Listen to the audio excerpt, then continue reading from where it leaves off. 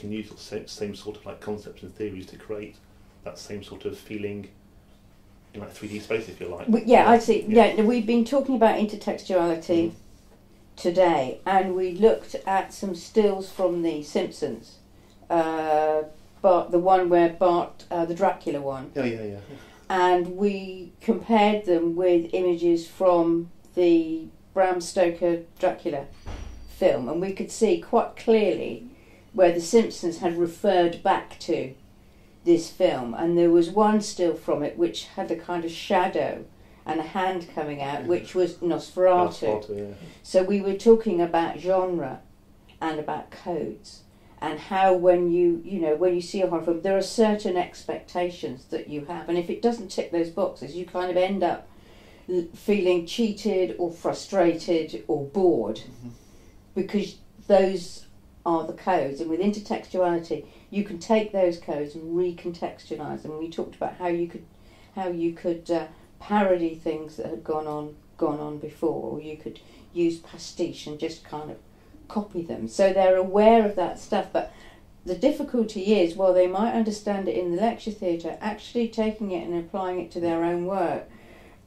making that mental leap, I think, is perhaps the hardest. I mean, the thing I was thinking of, like games like Resident Evil and things like that, was obviously got that like, sort of horror sort of theme to it. You know, obviously if they've seen, you know, those like Dracula and things like that, it gives them a better point of view of how to construct something like that. Yeah. Same with images and paintings and stuff. You know, looking at that sort of stuff might give them a better idea how to like create textures on the wall or whatever. That's the way it's sort of. But that's a matter of them being kind of visually hungry and just looking at anything. You know, really not. I mean, I wonder whether some sort of project might be to take, you know, two completely disparate things, and they have to amalgamate them in some way. So okay. So for example, a painting and a film, and link the two somehow, maybe. Perhaps, or something like I don't know. A Dutch still life painting of, I don't know, fruit or something, and then something much more contemporary, like a telephone or something like that. Do you know what I mean? So you would take two completely disparate things and create something new, retaining elements of both. I don't know. Okay, all right, okay. I'm also thinking about, you know, like also create like a 3D environment that mimics sort of the artwork students might be familiar with, or buildings or whatever.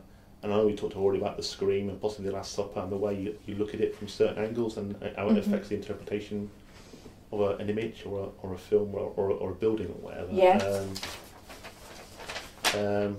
So you can see the importance of composition and how traditional art practice influences how traditional art practices or influences the way we see things today. So I want to try and encourage an appreciation of theories of design and ways of like seeing to demonstrate the links to theories discussed in those modules, history, design and conceptual studies. So what do you think about that? I mean, one thing I don't do with them is kind of formal art history stuff to do with... I'll be back in a minute. Okay. To do with perspective and all that, and I think it would be useful for them to do that and look at the kind of hidden geometry within things. I think that would be something good, and that's something they could do on a screen. You know, you could have the image and you could say, right, where are the perspective lines on it, and they could all have a go. So who do you look at, like Canaletta? People like Anybody, okay. But make sure that you've got a proper. Yeah. Make sure that you've got one done, so that then they can kind of, you know, see where, and then you can flash up the correct one, and they can see. Do you know what I mean? How close they're getting to those ideas. Because what's interesting, the one I did with the fine art students was Gin Lane. We talked about this. Hogarth, and rather than having one horizon line, there was two. So when you looked at it, you were disorientated. So the horizon was swinging, much like it does when you're drunk.